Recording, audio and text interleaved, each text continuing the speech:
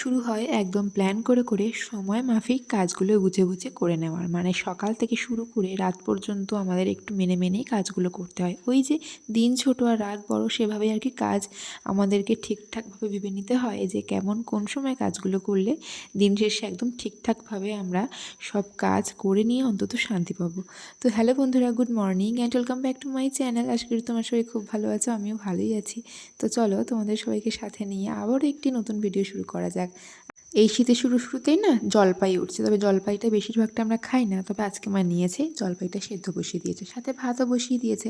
আর শীতের সবজি বলতে মা আজকে অনেক দিন পরে আমাদের সবজি এলাকা পেয়েছে, তো তার থেকে নিয়েছে এই পালং শাক, লাল শাক, বেগুন, তারপরে কুমড়ো, শিম, পেঁয়াজ কলি, মানে শীতের যাবতীয় যা সবজি হয় সেইগুলো। কারণ এই কদিন ধরে আমাদের ঘরে ভীষণ সবজি টানাটানি চলছিল, কারণ বোন কলেজ থেকে ফেরার সময় সবজি নিয়ে আসছিল, আর তারপরে দুদিন পরে শেষ হয়ে যাচ্ছিলো। ওই যে সবজিগুলো আসছিল না বললাম, ওই জন্য আর কি। আসলে বোন সবজিটা কেনে ঠিক আছে, পরিমাণটা ঠিক বুঝতে পারে না কতদিন কিনলে ঠিক চলবে। তো সেইটা মা ভালো বোঝে বলে মা সবজিটা নিজে হাতে কিনলে ঠিকঠাক আমাদের চলে, মানে অনেক দিন কখন কিভাবে শেষ হবে না মা বুঝতে পারে। আজকে ভীষণ ভালো ওয়েদার, মানে হালকা হালকা বেশ মেঘলা মেঘলা ওয়েদার আছে, হাওয়া দিচ্ছে, ভীষণ ঠান্ডা ঠান্ডা লাগছে, আবার সোয়েটার চাদর গায়ে দিলে ভালো লাগছে না, এমন একটা মিক্সিং ওয়েদার চলছে। তো এই এখন মা সবজি কাটতে বসে গেছে, আর আমি ওদিকে একটুখানি আমলকির রস আর জলটা খেলাম, ব্যাস।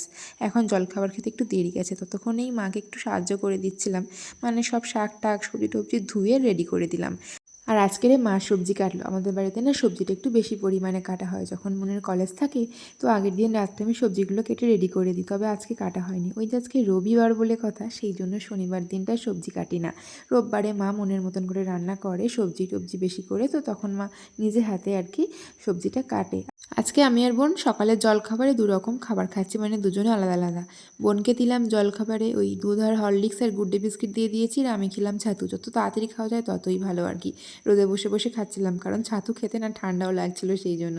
তো এদিকে একটু মাকে তাড়াতাড়ি করে কাজ টাজ এগিয়ে দেবো, আসলে শীতের বেলা তো যত তাড়াতাড়ি কাজ বাজ সারতে পারবো ততই ভালো। আসলে এগুলো জোগাড় করে দিলে, এই যে মাছের নুন হলুদ মাখানো টাখানো, এগুলো যদি ঠিকঠাক করে মার হাতে হাতে এগিয়ে দিই তাহলে মার রান্নাটাও তাড়াতাড়ি হবে সেই জন্য। আর আমার কাজ বাজগুলো কিন্তু আমি তাড়াতাড়ি টাইম মতন করতে পারবো।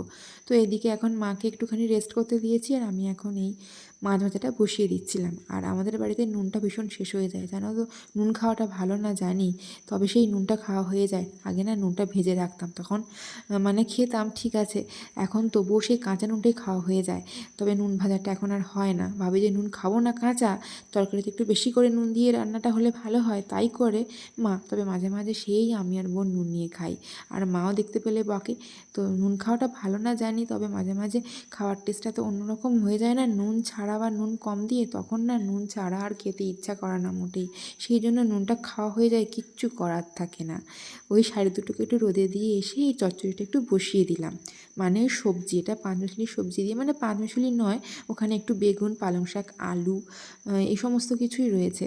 তো এটা দিয়ে আর কুমড়ো রয়েছিল, তো ওটা দিয়ে একটা চচ্চড়ি ওই বসিয়ে দিলাম। আর এখন একটুখানি নিজের জন্য সময় বের করেছি, আসলে অনেক দিন ধরেই ভাবছি একটু মাখবো মেথি দিয়ে ওই নারকেল তেল গরম, কারণ শীতকাল তো একটু একটু করে খুশকির সমস্যা হচ্ছে, যাতে পুরো শীত আমার চুলে খুশকি না হয়, চুলে কোনো সমস্যা না হয়, তাই শীতের শুরু থেকে একটুখানি আমি হেয়ার কেয়ার করা শুরু করলাম।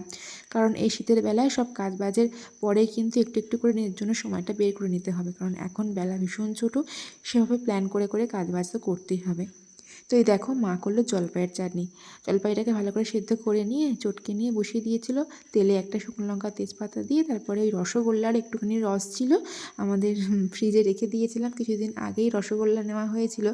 এই যখন পুজো টুজো পড়ে তখন না রসগোল্লার অনেক সেই রসগুলো থেকে যায়, তো ওগুলোকে সব গ্লাসে জমিয়ে রেখে দিয়েছিলাম, ওটা দিয়েই মা জলপাইয়ের চাটনি করলো।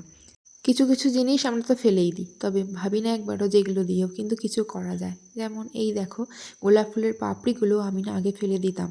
যেমন এই কিছুদিন আগে কিছু ফুল ছিল আমাদের বাড়িতে, আর সেগুলো দিয়ে চুল বাঁধার ভিডিও করেছিলাম, পাপড়িগুলো তো নষ্ট হবে কেন ভাবলাম, ওই জন্য আমি শুকিয়েছি কদিন ধরে রোদ্রে।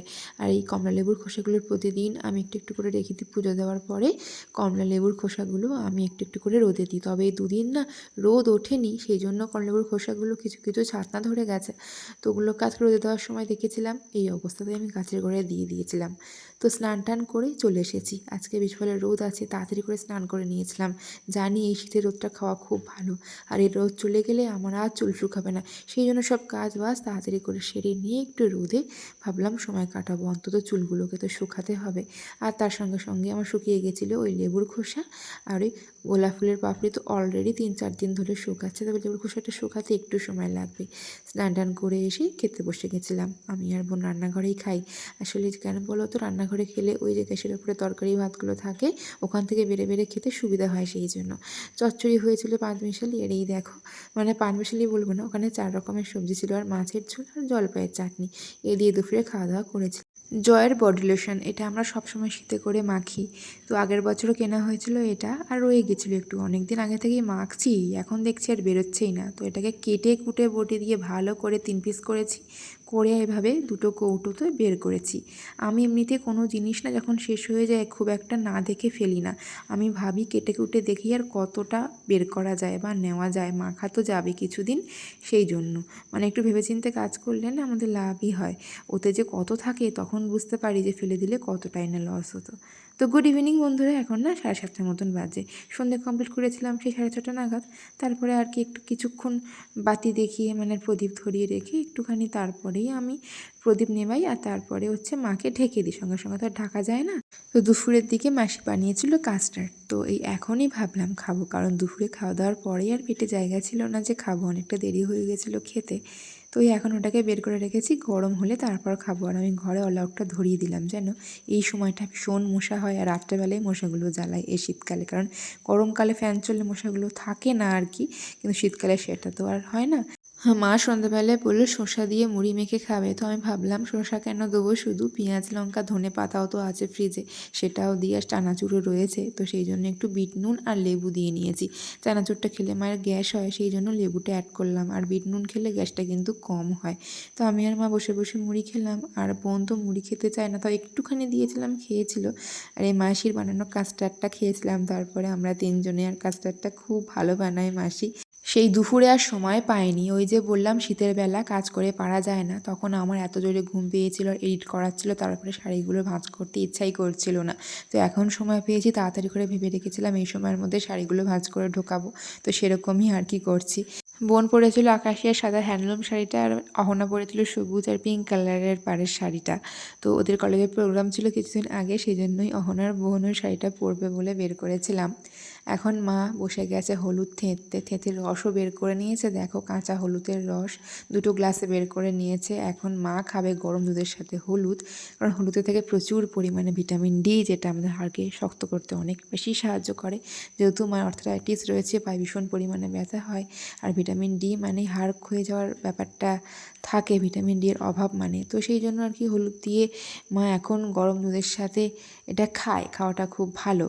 আর আমি ভেবেছি খাবো কেন বলো তো, আমার এই সারা শীত একটু ঠান্ডা লেগে থাকে, আর হলুদটা খেলে না, এই কাঁচা হলুদের রস খেলে না ঠান্ডা লাগাটা অনেকটা কম থাকে, ঠান্ডা লাগা ভিতরে ভিতরে থাকলে সেটা কমেও যায়। আর আমার খাওয়া মানে কি বলবো, তখন তো দেখলে তোমরা 12:30 বাজে, তো ওই তখন খাওয়া দাওয়ার পরেই সব কাজ বাজ সেরে নিয়ে দুধটা আবারও গরম করতে বসালাম। তার মধ্যে এবার আমার কাজগুলো তো করে নিতে হবে, কারণ এখন এই কাজগুলো মানে অনেকটা সময় লাগে আমার, মানে এই চুল বাঁধার কাজটা থাকে, তার উপর আবার একটু স্কিন কেয়ার করার এখন থাকে, শীতকাল বলে কথা, স্কিনটা কেয়ার না করলে হয় না এখন, কারণ এখন স্কিনটা ফেটে যাওয়ার ভীষণ ভয় থাকে। আর এমনিতেও এই শীতকালে কিছু মাখতে গেলে আমার এত ঠান্ডা লাগে কি বলবো তোমাদেরকে, একটু নিভিয়া সফট আর একটু অ্যালোভেরা জেল মিক্স করে নিয়ে আমি এই শীতকালে মাখি। এটা নাইট ক্রিম হিসেবে, গরমকালে তো আমি কিছুই মাখি না মুখে, আমার তো যে অয়েলি স্কিন, কিছু মাখলে হয় না। গরমকালে মোটামুটি স্কিনটা ভালোই থাকে, যেহেতু সবসময় ঘাম হয়, আর ঘাম হলে না স্কিন অনেক বেশি গ্লো করে, যেটা শীতকালে হয় না আর কি। আর এই শীতকালে দিনটা ছোট হয়ে গিয়ে প্রচুর সমস্যা হয়ে যাচ্ছে, রাত্রে করে অনেক কাজ সামলে রাখতে হয়, তা নাহলে সকালে সামলে ওঠা যায় না সেই কাজগুলো। যেরকম আর কি পড়াশোনার কাজটা আমি রাত্রেবেলা করে বেশিরভাগটা এগিয়ে রাখি, তা নাহলে সকালে অনেক রকমের ভিডিও করার কাজ থাকে, তখন না আমি এই পড়ার সময়টা পাই না।